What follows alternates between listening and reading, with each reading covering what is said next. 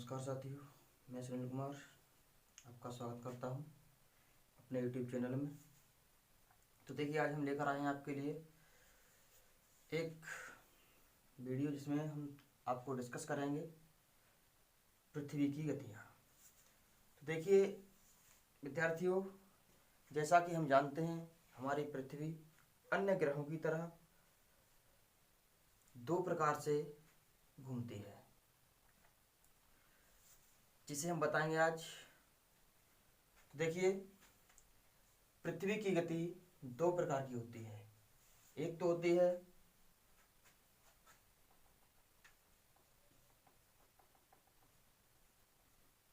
परिभ्रमण परिभ्रमण गति वो गति होती है जब पृथ्वी अपनी धुरी पर घूमती है। देखिए, जैसे ये है साउथ और ये नॉर्थ, ये दोनों पृथ्वी के ध्रुव हैं और हमारी पृथ्वी पश्चिम से पूर्व की ओर घूमती है। इस घूर्णन को ही हम कहते हैं परिभ्रमण गति या फिर दैनिक गति, जिसके कारण होते हैं दिन और रात। इस गति को कहते हैं जब पृथ्वी अपनी धुरी पर घूमती है। जब पृथ्वी अपनी धुरी पर घूमती है और यह घूमने में एक चक्कर पूरा करने में, यह पृथ्वी एक चक्कर पूरा करने में 23 घंटे 56 मिनट 4 सेकंड का समय लेती है, यानी कि 24 घंटे का समय लेती है। एक होती है हमारी परिक्रमण, परिभ्रमण और परिक्रमण। इसमें यही अंतर है कि परिक्रमण का और परिभ्रमण का। जब पृथ्वी अपनी धुरी पर घूमती है तो उसे कहते हैं हम परिभ्रमण, और जब पृथ्वी सूर्य के चारों ओर चक्कर लगाती है तो उसे कहते हैं परिक्रमण। यानी परिक्रमा करना किसी और की और अपनी धुरी पर घूमना, उसे कहते हैं दैनिक गति या फिर परिभ्रमण। तो देखिए, दूसरा है, नंबर 1 हो गया। नंबर 2 परिक्रमण। जब पृथ्वी सूर्य के चारों ओर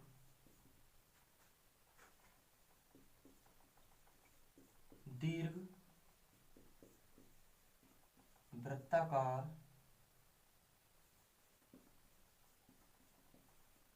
कक्षा में चक्कर लगाती है। जब पृथ्वी सूर्य के चारों ओर एक दीर्घ वृत्ताकार कक्षा में चक्कर लगाती है, इसी को हम कहते हैं परिक्रमण। और इसका परिक्रमण काल होता है, इसका समय है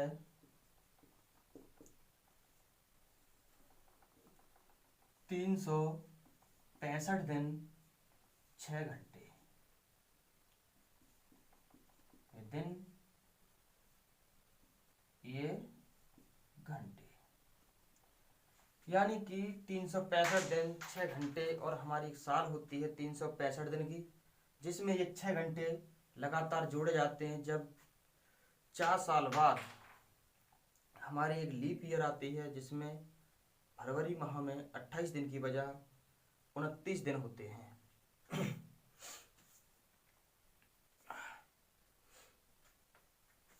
तो देखिए, आज हम बताएंगे आपको पहली गति, कि पहली गति कैसी गति है। यानी जब पृथ्वी अपनी धुरी पर घूमती है। किस पर घूमती है? अपनी धुरी पर घूमती है, तो ये बताएंगे हम आपको। तो देखिए,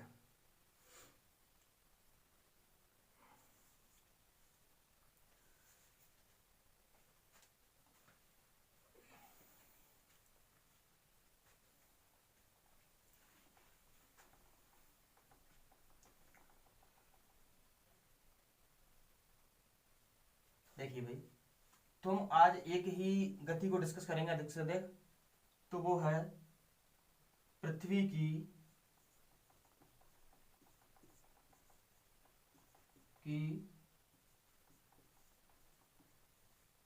परिभ्रमण गति। इसी के बारे में हम जानेंगे आज। तो इसे क्या कहते हैं? इस गति को या तो हम दैनिक गति कह सकते हैं, या फिर कह सकते हैं मोमेंट ऑफ डे, या कह सकते हैं इसे परिभ्रमण गति। परिभ्रमण गति के कारण ही पृथ्वी पर दिन और रात होते हैं। यानी परिभ्रमण गति के कारण ही दिन और रात होते हैं। यानी इस गति के कारण पृथ्वी पर दिन और रात होते हैं। क्योंकि देखिए, जैसा माना जाता है कि पृथ्वी हमारी चक्कर लगाती है लगातार, यह रुकती नहीं है, तो धीरे धीरे क्या होता है कि पृथ्वी घूम रही है। और इधर हमारा एक सूर्य है, जैसा कि मान सकते हैं हम यहाँ पर, ये हमारा सूर्य हो गया, सन। तो देखिए, इधर से जब हिस्सा इधर है ये, तो जिस हिस्से पर सूर्य का प्रकाश पड़ता है, यानी अधिकतर पृथ्वी के आधे हिस्से पर, पृथ्वी के आधे हिस्से पर ही सूर्य का प्रकाश जा पाता है, और जिस तरफ सूर्य का प्रकाश जाता है उस तरफ दिन होता है और उसके दूसरी तरफ रात होती है। तो धीरे धीरे पृथ्वी घूमती जाती है और इधर से इधर को घूमती है, यानी पश्चिम से पूरब की ओर जब घूमती है, तो क्या होता है कि धीरे धीरे कुछ ना कुछ चलते समय कहीं ना कहीं दिन और कहीं रात लगातार होती रहती है। यानी कि ऐसा होता है, जब पृथ्वी घूमती है तो हर एक हिस्सा, पृथ्वी का हर एक हिस्सा सूर्य के सामने से गुजरता है, और जो हिस्सा सूर्य के सामने होता है उसे बोलते हैं हम दिन, और जो हिस्सा सूर्य के पीछे होता है उसे कहते हैं हम रात। तो देखिए, रात इसीलिए होती है, दिन और रात, इसी गति के कारण पृथ्वी पर दिन और रात होते हैं। तो देखिए, एक बात आती है कि सबसे पहले सूर्य कहाँ निकलता है। अब बात आती है कि पृथ्वी के घूमते समय सबसे पहले सूर्य कहाँ निकलता है। वो है सूर्य सबसे पहले जापान में निकलता है। जैसा कि आपने सुना होगा जनरल नॉलेज में भी कि सबसे पहले सूर्य कहाँ निकलता है, तो हम बोलते हैं जापान में। जापान एक ऐसा देश है जो सूर्योदय का देश कहा जाता है। अब एक बात यहीं पर और आती है कि सूर्य की किरण सबसे पहले कहाँ आती है। यानी सूर्य की किरण सबसे पहले कहाँ पर आती है। तो देखिए, सूर्य की किरण सबसे पहले कहाँ आती है, तो सूर्य की किरण सबसे पहले आती है कहाँ, तो कहाँ की जगह हम लिख देते हैं, कहाँ आएगी कि ये है एक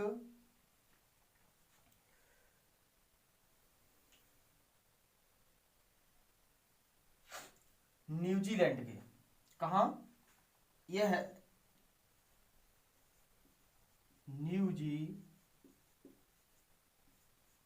न्यूजीलैंड के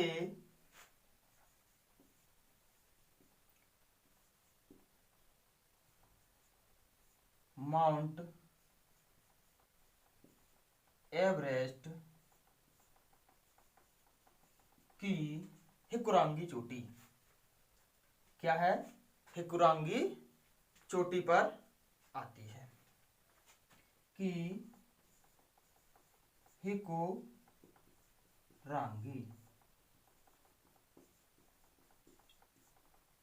हिकुरांगी चोटी पर।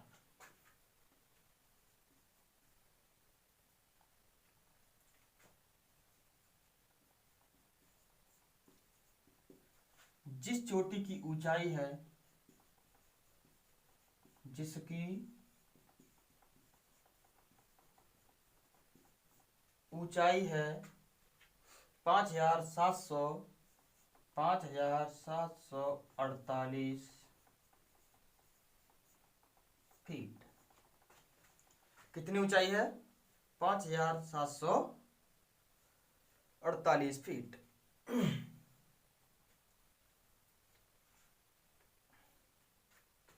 तो देखिए, इसी कारण हम कह सकते हैं कि पृथ्वी के इस गति के कारण ही धरती पर दिन और रात होते हैं।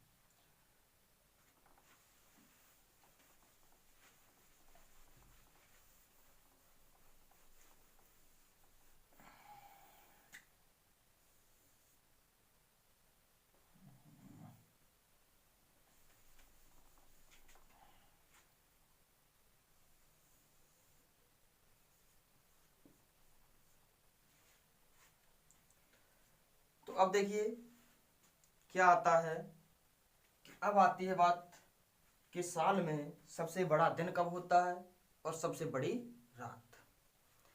तो देखिए, साल में या धरती पर सबसे बड़ा दिन, धरती पर यानी पृथ्वी पर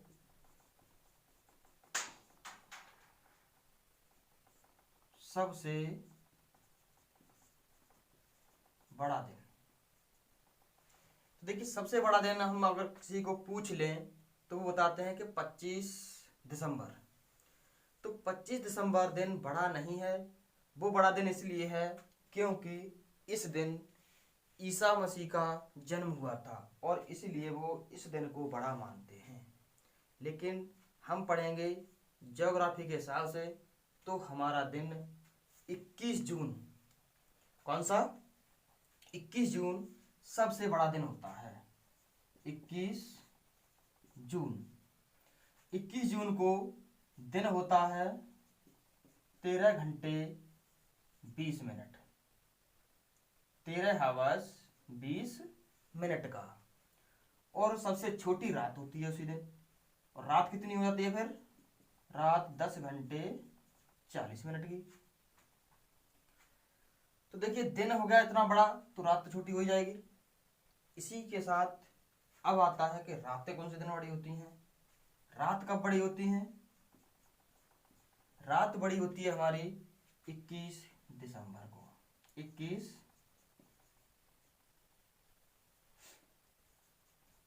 दिसंबर, और छोटी होती है। तो इसी का ये है, रात कितनी होती है? 13 घंटे 20 मिनट की। और दिन हो जाता है 10 घंटे 40 मिनट का। तो देखिए, इसी के साथ हम जान सकते हैं कि पृथ्वी पर दिन और रात कुछ दिन बड़े होते हैं, कुछ दिन छोटे। तो हम इमेजिन कर सकते हैं कि बड़ा दिन होगा तो रात छोटी होगी उस दिन की, और जिस दिन रात बड़ी होगी उस दिन छोटा होगा। तो देखिए, माना जाता है कि पृथ्वी की गति लगातार घट रही है। जो पृथ्वी की गति है अपनी धुरी पर घूमने की, वो लगातार घटती जा रही है। तो देखिए, घटते घटते एक दिन क्या हो सकता है कि पृथ्वी एक स्थिति ऐसी आ जाएगी कि ये रुक जाएगी, और जिस हिस्से पर दिन है वहाँ दिन रहेगा, और जहाँ रात है वहाँ रात रहेगी। तो क्या होगा कि ये धरती पूरी तरह से सूख चुकी होगी और बंजर हो चुकी होगी, और जिस तरफ रात होगी वह हिस्सा पूरा बर्फ से ढक चुका होगा, यानी कि पृथ्वी पर जीवन का अस्तित्व खत्म हो जाएगा, ऐसा माना जाता है। तो देखिए आज से कम आज से कम 900 मिलियन वर्ष पहले, आज से 900 मिलियन वर्ष पहले माना जाता है कि पृथ्वी पर दिन 18 घंटे का हुआ करता था। आज से 900 मिलियन वर्ष पहले दिन 18 घंटे का होता था। दिन कितने घंटे का होता? 18 घंटे का। क्यों? क्योंकि पृथ्वी की गति उस समय बहुत तेजी से थी, इससे भी तेज थी, और पृथ्वी जब घूमती है हमारी तो इसका चक्कर कितनी स्पीड से होता है, यानी 1670 किलोमीटर प्रति हावर की स्पीड से घूमती है। हमारी पृथ्वी एक घंटे में 1670 किलोमीटर घूम जाती है। तो देखिए अब हम बात करते हैं कि पहले 900 मिलियन वर्ष पहले 900 मिलियन वर्ष पहले हमारी पृथ्वी पर एक दिन और रात 18 घंटे के हुआ करते थे, और आज इस गति को धीमे होते होते समय पहुंच गया है हमारा 24 घंटे के करीब। तो देखिए इस पृथ्वी की गति को कम होने की दर को ही हम लीप ईयर कहते हैं, लीप सेकंड। क्या कहते हैं हम? लीप सेकंड कहते हैं। जिस दर से पृथ्वी की गति धीमी हो रही है उसे कहते हैं हम लीप सेकंड। तो देखिए आइए देखते हैं कि एक बात और है कि जैसा कि हम जानते हैं कि सूर्य निकलने से पहले और सूर्य छिपने के बाद भी उजाला रहता है। क्या सीखेंगे कि सूर्य निकलने से पहले और सूर्य निकलने के बाद भी पृथ्वी पर उजाला बना रहता है। तो ये क्यों होता है? ऐसा क्यों होता है? तो ऐसा इसलिए होता है कि सूर्य के निकलने से पहले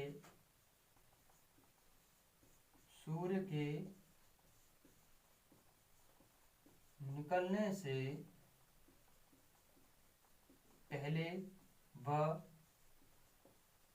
छिपने के बाद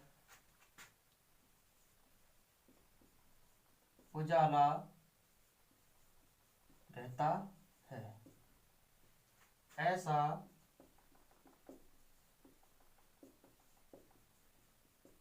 इसलिए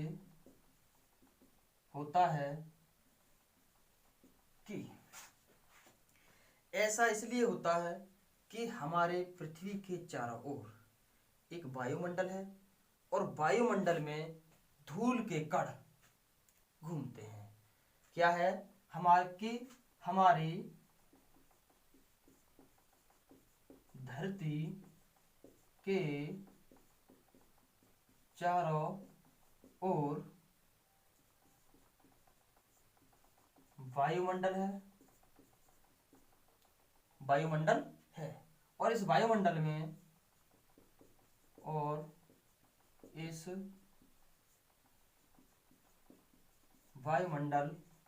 में धूल के कण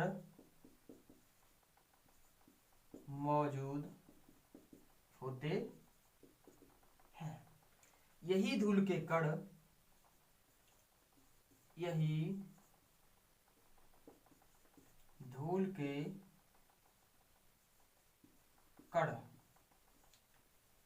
सूर्य की